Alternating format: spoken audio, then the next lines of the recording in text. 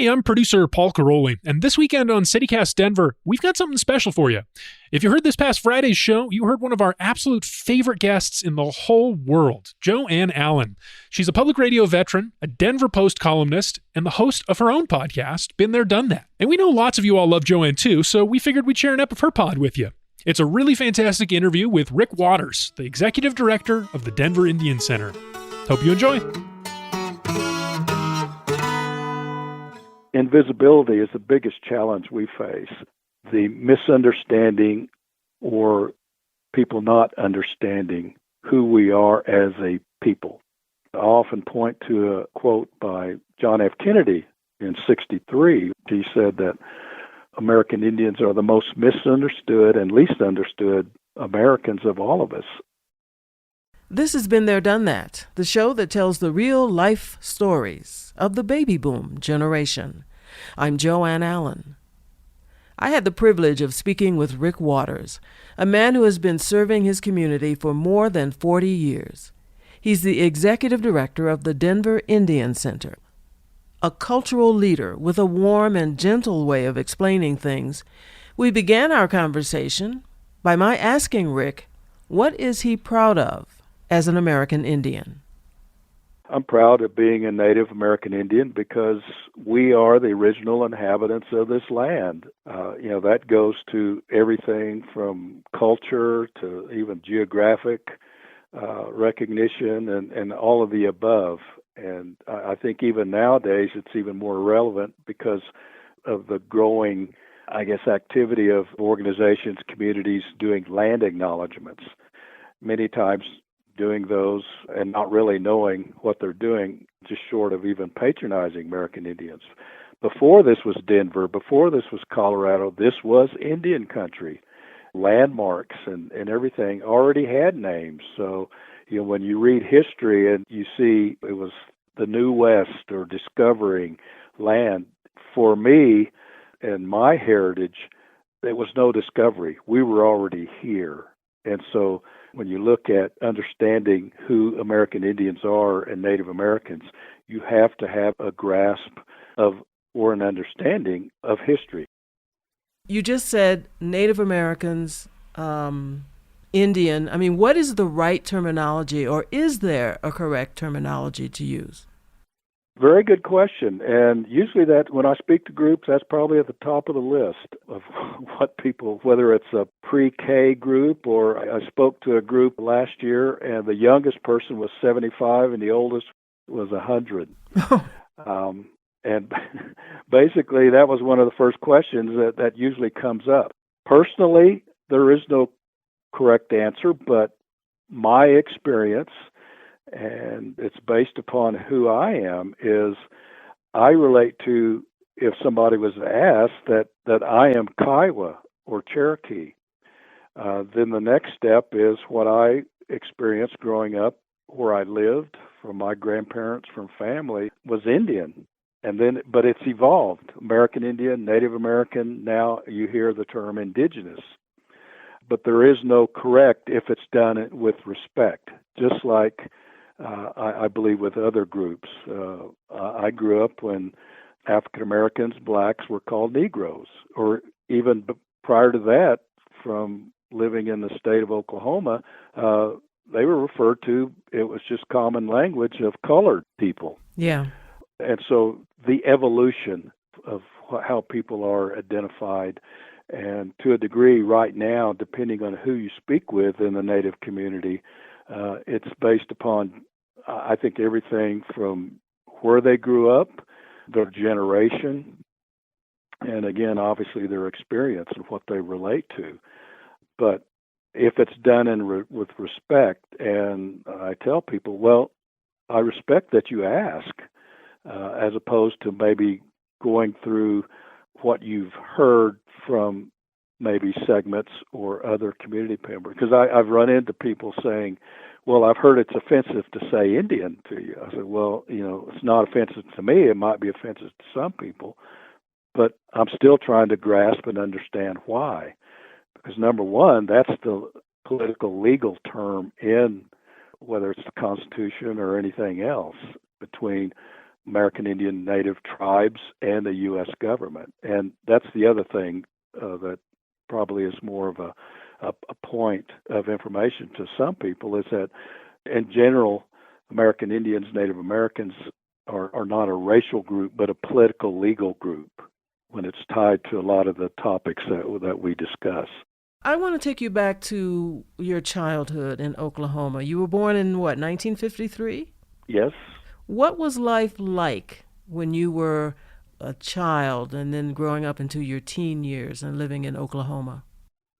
Well, Oklahoma's somewhat unique. It's often called Indian country, and even the name Oklahoma, land of the red man, it's the translation from a Choctaw word. But I often think about that. What are my earliest memories? In fact, I've tried to start documenting. As we get older, we start forgetting things, but I've been thinking about documenting a lot of things that I remember as a child growing up and experiences that I have. And at the time, maybe not understanding what was happening, but now maybe have a better grasp of maybe why things happened the way they did. But obviously, like anybody else, I had mom and dad and grandparents and cousins and people like that around me, and thought that was fairly normal. I had somewhat of a stable family, but I also knew, and I'll just say this, that from the earliest memories, I knew that I was unique, if not different or special, in that I was American Indian. My mom was full-blood Kiowa. My dad was full-blood Cherokee. And if you're familiar with Indian tribes, they're very two different culturally in some respects. Kiowas being what people are more, I guess, familiar with, the Plains Indian idea of what Indians are, and the Cherokees obviously being a more Eastern tribe with its customs and belief systems and evolution as a tribe. But I guess that knowledge of knowing I was Indian. And I think back, what points to that. And I remember in kindergarten, so I had to be 5 years old. And I remember one day there was a special speaker. He came into the room, and we were all sitting on the floor, a group of us, probably about 20. And of course, I was the only American Indian in the class. And it was a Boy Scout leader, and he was there recruiting for Cub Scouts or something. And he started talking about some of the programming, and he referred to, I think, a program they had for understanding or knowing Indian things. I'll just say it simply like that. And he pointed me out and, said, "How about you? You're an Indian boy," and, that kind of. So that highlighted that I was different than everybody else, whether it was both negative or positive, but that was an awareness brought forth by me. And along that same time period, either within a year of, before or after, I remember going to a department store with my mom, who was light complected, and I remember running around in the department store and the clerk kind of reprimanding me for something and saying, you shouldn't be in here, kind of a thing. And my mom, obviously, Mother Bear, is going to come to my defense, said, "He's with me." In my little mind, didn't really know why.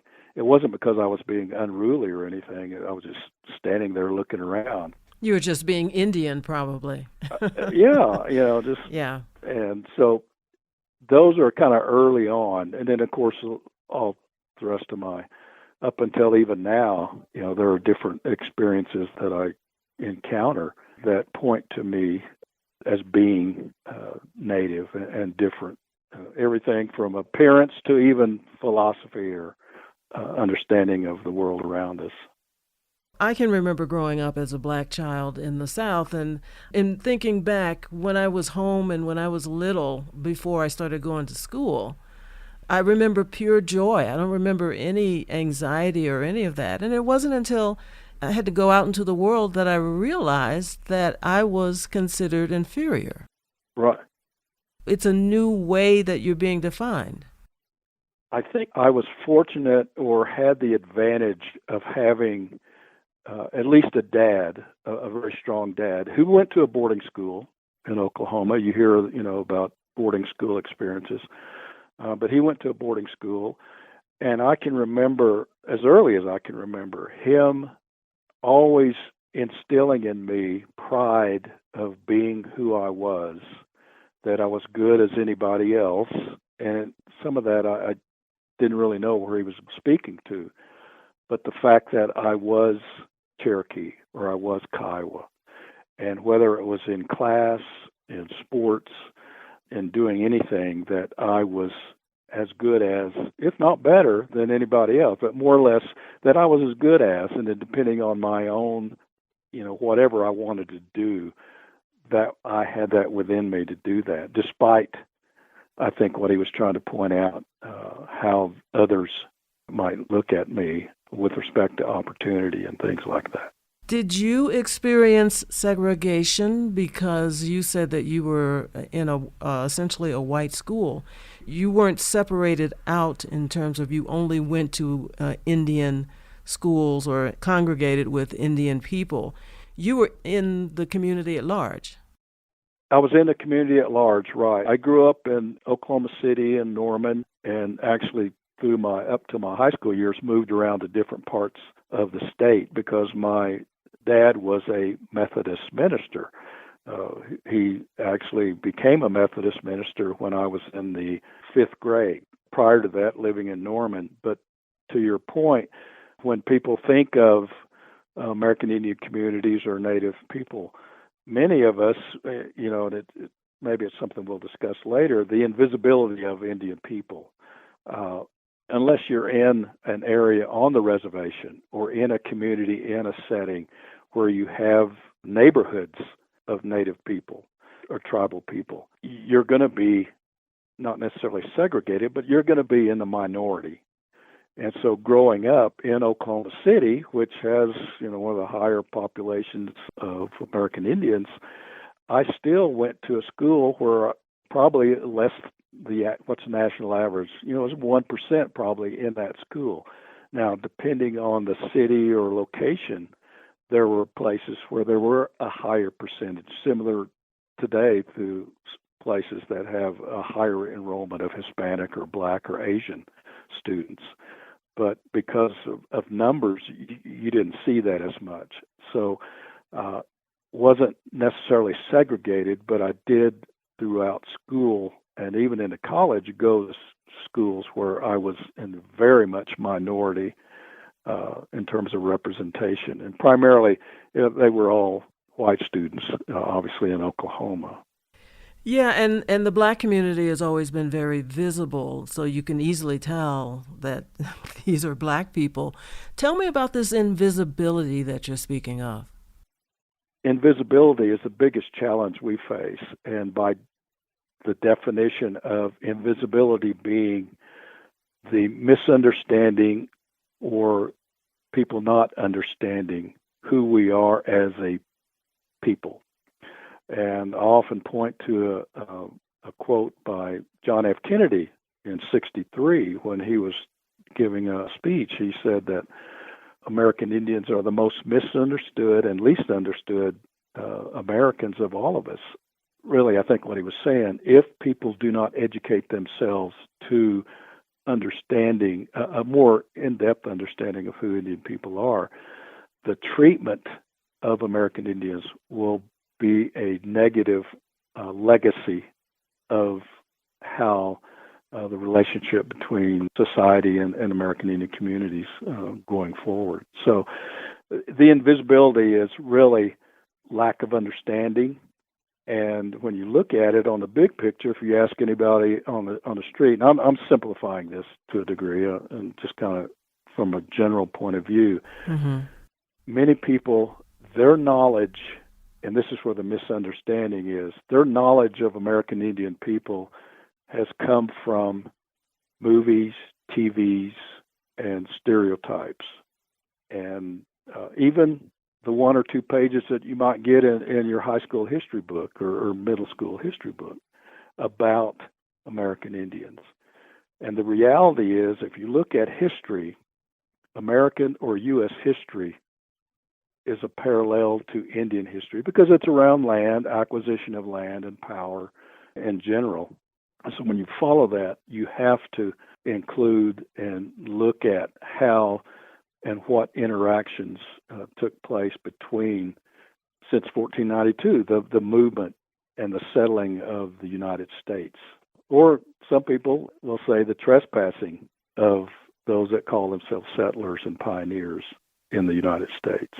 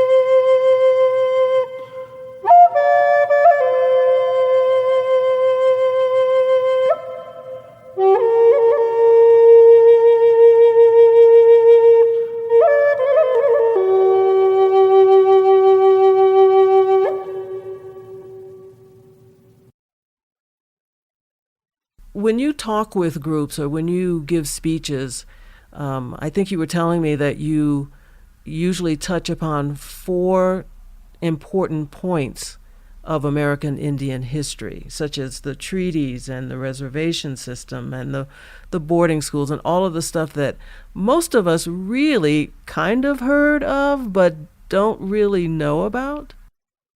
Often when I have a request to give a presentation or something, it's related to the work I do here at the Denver Indian Center. But again, I tie that into taking it as an opportunity to at least share some information that people may or may not be aware of about the American Indian community. And so, for example, I'll say, well, let's look at why there is a Denver Indian Center. And to do that, you look at a historical timeline, and we'll start early to mid-1800s when you had the establishment of the reservation systems, which simply was a way of dealing with the U.S. government, dealing with the Indian problem. And that was the term that was used even to today.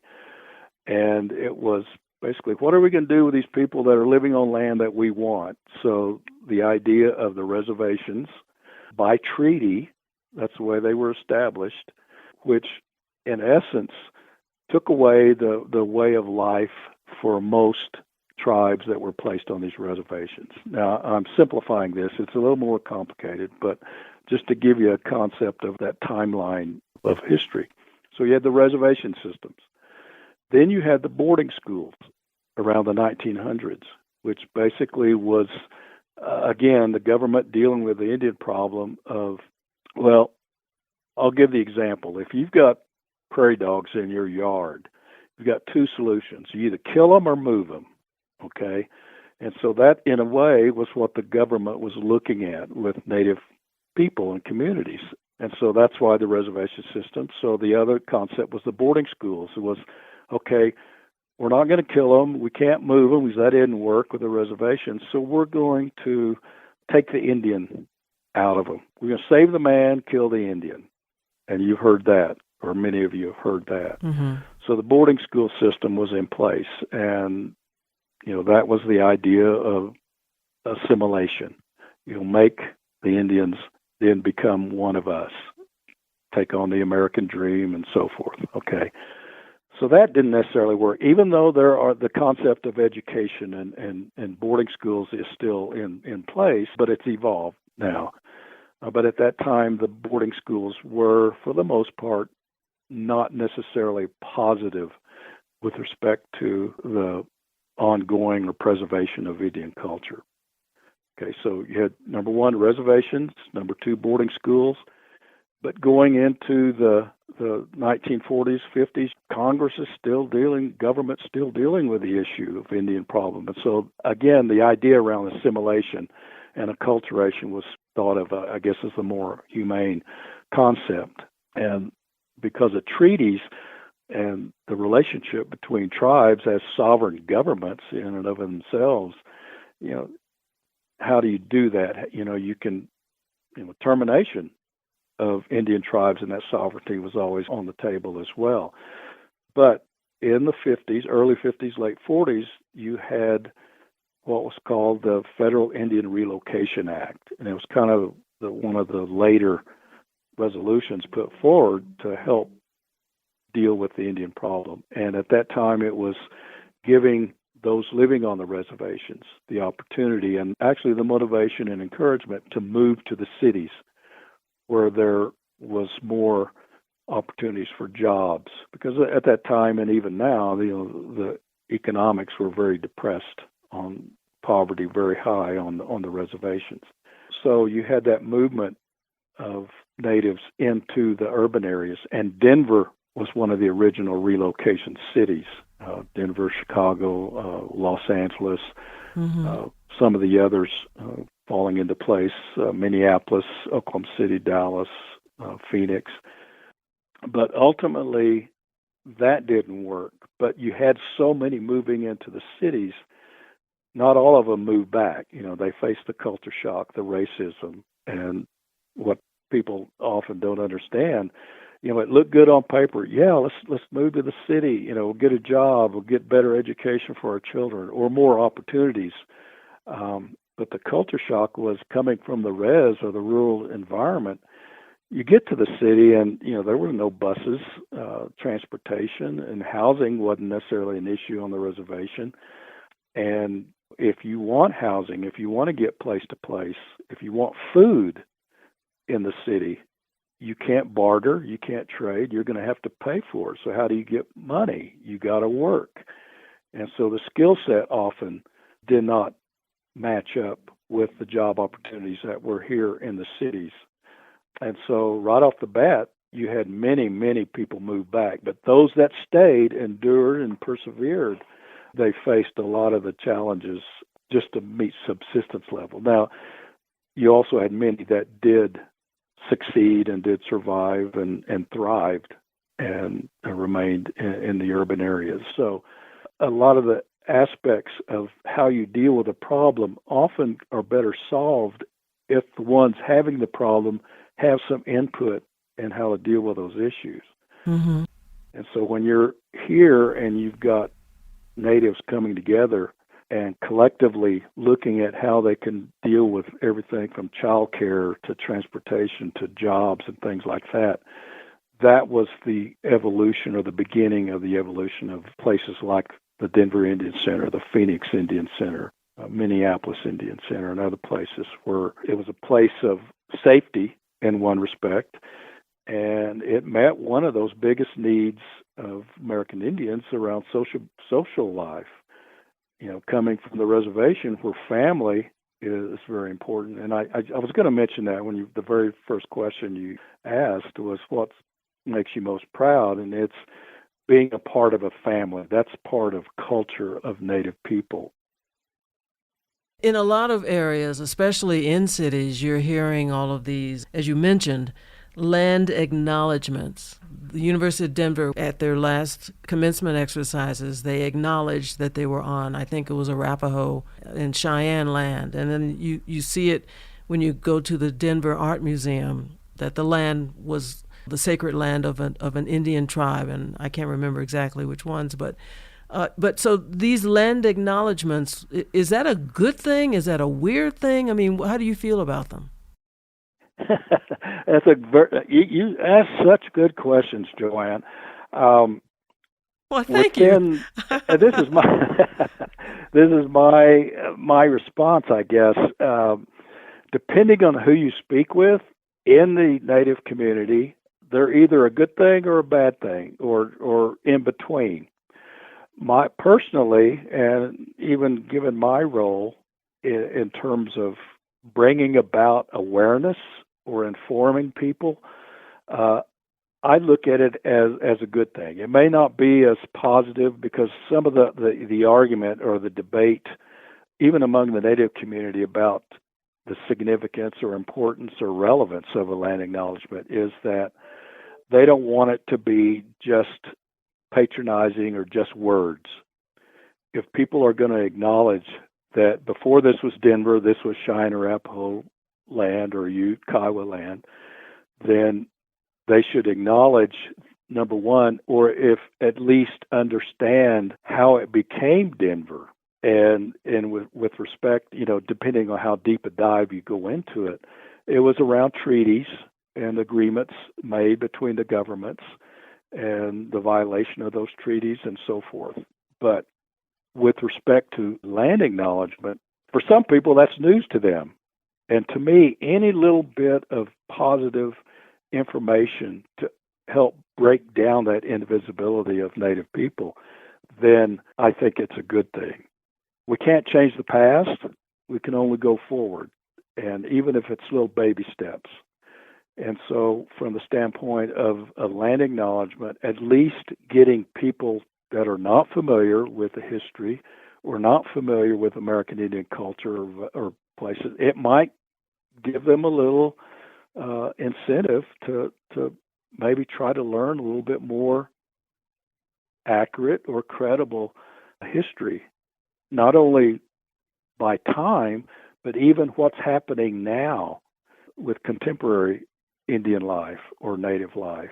It would help, the more you know, a better understanding of why there's the mascot issue, why there's missing murdered indigenous relatives issue, why there's an issue around renaming landmarks.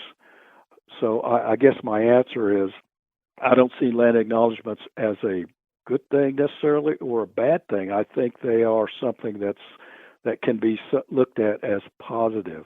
Now, the one thing I do agree on, even to the detractors, is that if an organization, group, or entity is going to do a land acknowledgement, they should have something in the statement that points to a commitment to action or something tangible that they are going to do to, if not make amends or reconcile, but that they are really taking it seriously. Otherwise, it just becomes words. And the best example, I know many people say grace or give a blessing before a meal. And sometimes that just is rote memory for many people, as opposed to having any sense of meaning. It's just become words. I thought the acknowledgement was cool whenever I've heard it, but you're saying take it a step farther, and that's important. Yeah? Oh, I hope so. Yeah, because I support land acknowledgements, and I try to, at least from my point of view and perspective and involvement with the community as a whole, try to at least offer thoughts for a group that's wanting to do a land acknowledgement. And so, make those key points. If you're going to do one, at least try to make a commitment of what you will be doing to better serve that understanding of the American Indian community. What ways can non-Indians learn the more accurate and credible history of Native Americans? Well, I'm married to a librarian, so I would say read. And because of technology, you can Google things.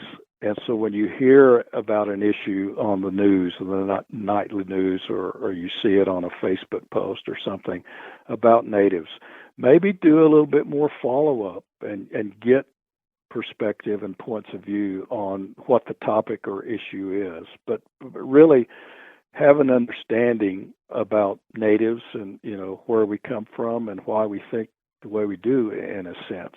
And that's for all of us. I think the idea of groups becoming normalized, I guess, to experiences or the way of thinking that are counter to maybe even their historical, traditional, cultural values, I think that happens. And so having a better understanding of who you are as a person, whether it's talking to somebody, asking questions, talking to a Native person, going to a Native activity or event, and doing it with an open mind, so that because you're going to hear differing points of view. There are Natives that don't really disagree with the mascot issue. We're human beings. We're going to agree to disagree on some things, and we're going to have different points of view. I do feel that it all goes back to our own experiences and what shapes the way we think. I tell this to everybody. We're all learning. The world around us is changing so much that we have to be at least open-minded and understanding to ways of thinking to the young people and those that grew up in this digital age, because they have a little bit different way of looking at the world as opposed to the way, we did. I don't mean to be funny or anything, but, the question about what do we call it, what's the best term to identify you collectively as a group. I tell people, I say, well, when I grew up, kids played cowboys and Indians. And now I understand it's bovine administrators and indigenous creatures. So with that idea, the way things are changing, I think being open-minded and respectful of others and the way they look at life because of who they are and where they come from is very important to all of us. And it might even help with what's happening here in the United States as we speak. We can all do better. And I say we, all of us, we have to learn from the past, not let it repeat. Will Rogers, some in our generation know who Will Rogers was. He was actually Cherokee, but he had all these humorous quotes, but they were very deep in some respects. And one that I use often is, he said, even if we're on the right track, we'll get run over if we just sit there. I think that can apply to all of us. We have all of our ideas and concepts and thoughts. And for the most part, I believe in man, that we have good thoughts for outcomes for society. It's just acting on those and sometimes putting aside political and geographic and even to some degree religious aspects. Rick Waters heads the Denver Indian Center. See photos of Rick with his family at BeenThereDoneThatPodcast.com. The website is designed by Chris Gregory Creative. The music, entitled Shaman's Call, is by R. Carlos Nakai. Do leave a comment at BeenThereDoneThatPodcast.com. And tell all of your friends to listen on my website or download episodes wherever they get their podcasts. I'm Joanne Allen.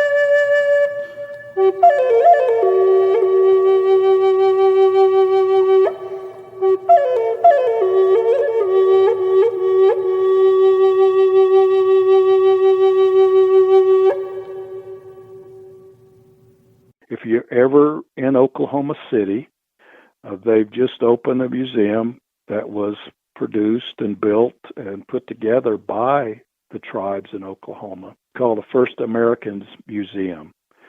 And I was encouraging my friends in Oklahoma, they should pass legislation that it be a requirement for every student, no matter what level, to go through that museum because it gives a very candid and open presentation of the history of Indian country, as well as historical aspects to contemporary life as experienced by American Indians.